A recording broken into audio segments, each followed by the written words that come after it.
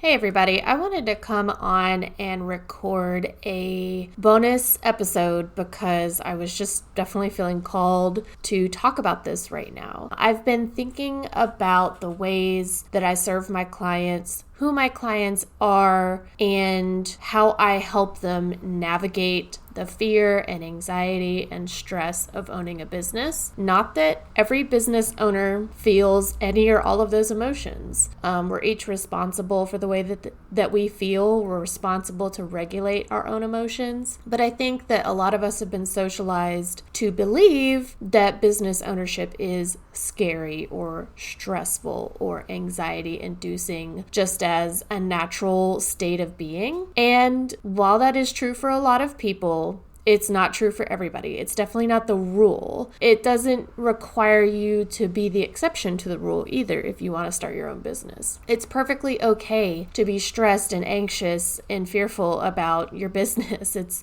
totally normal, and it's an okay thing to feel that way. And part of being a business owner is being involved in navigating your emotions when they come up. And so while I was thinking about who my clients are and how I support them, I started to write out this basically bonus episode. So my clients, the people that currently are engaged with me for monthly bookkeeping services, they know that I'm in the trenches with them, right? We have that kind of camaraderie of I'm a business owner too, and who I help are business owners. So the things that they are experiencing, the stress and anxiety and fear and joy and pleasure, all of those things I go through as well. Right? I understand the fear and anxiety that starting a new business can create. I went through it not even a year ago. And I want you to know that it's possible to feel those scary feelings and to still do it anyways, and to be successful even while you're feeling the scariness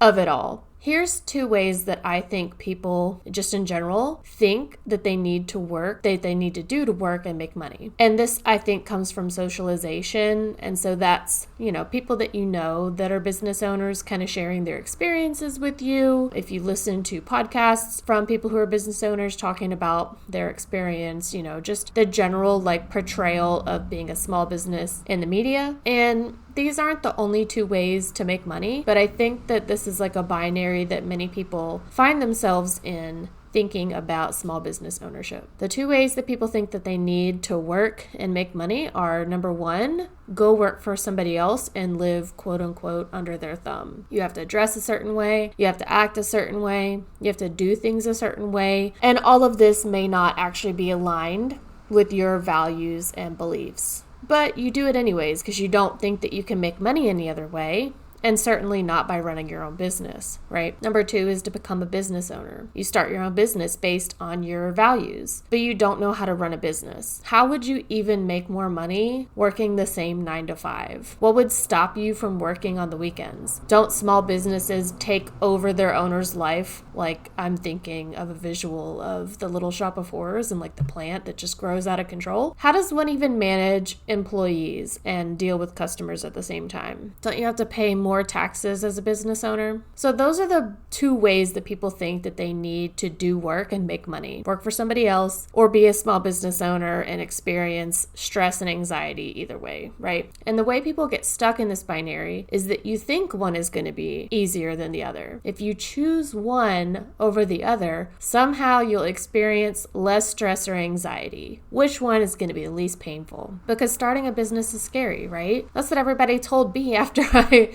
announced that I was starting my own bookkeeping firm. They were like, "Oh, I'm so proud of you. That's so scary." I'm like, okay, is it? I don't know. But the thing to know is that it doesn't matter which way you choose. You can make as much money as you want to either way. And there are other ways to make money, in fact. Number 1, it's possible that unicorn job exists. It has the kind of work environment you want. in a company that is in line with your personal values. That company lets you create the schedule that you want. They give you the time off that you would like to have. They allow you the space to to take care of your family the way that you want. They're going to pay you the wage that you want to be paid. To tell yourself that unicorn job doesn't exist is like trying to prove the negative, right? If you think that job doesn't exist, but I'm going to go try to find it anyways, your brain has a bias to look for the thing that it thinks doesn't exist, right? If you were to decide that you wanted to buy a certain car, make, model, color. Let's say you wanted to buy a white Honda Odyssey minivan, and you look at them online and stuff, and then you've got it in your mind that you'd like to buy that specific car, and then all of a sudden you see that car everywhere. You've actually trained your brain to look for the thing, and the same is true for when you're looking for a unicorn job that meets all of your criteria that you want in a job. Telling yourself, I don't think that job is even out there when there's literally billions of people on the planet and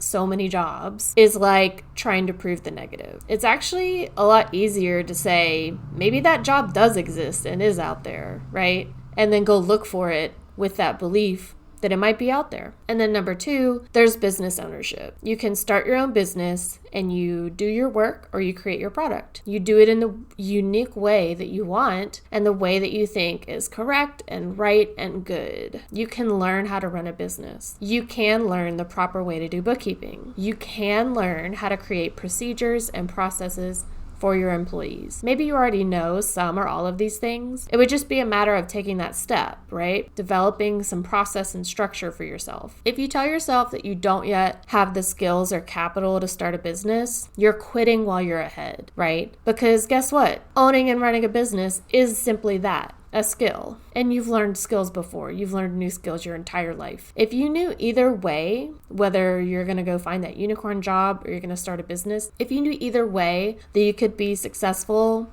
and you just had to pick one or the other, which one would you choose? If it's being the business owner, then I can help you. I will help you figure it out because I've done that with so many people who started in the same square one that you're currently standing in. I have been with people that are at the point in their journey that you are standing in right now. It doesn't matter where that point is. I've done it all. I think that everybody is capable of being a business owner because it's a skill. It's developing procedures and processes. It's managing a schedule that works for you. And it's working in the environment and method that you prefer. You can learn a new skill because you've done it already many times over throughout your life. And it's also applying the things that you've already figured out. So what are some systems that you already have in your personal life? How can we translate those systems into the way that you want to run your business? That's really all it takes. Developing new skills and applying what you already know. We don't want to start a business in the quote-unquote nooks and crannies of our lives. That's a phrase that I'm borrowing from a business coach, Kelly Jackson. We want to find systems and processes